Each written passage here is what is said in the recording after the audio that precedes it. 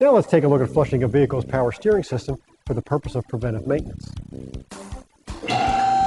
To begin, raise the vehicle just high enough to bring the front wheels off the ground.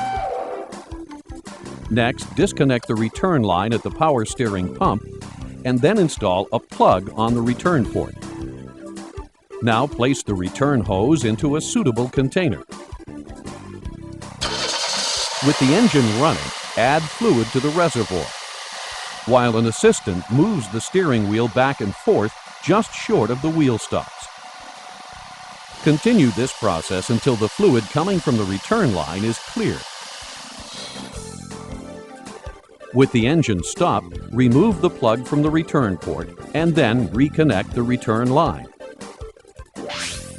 At this point, Rick is ready to bleed the power steering system. Bleeding is necessary anytime the pump is making noise or if the system has been opened for any reason, such as replacing a hose.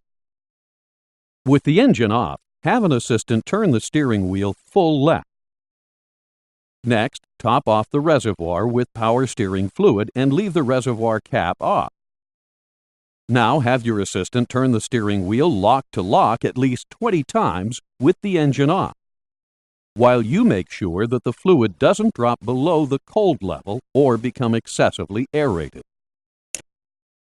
If the fluid turns completely to foam during this time, stop the procedure and check the power steering lines for loose connections.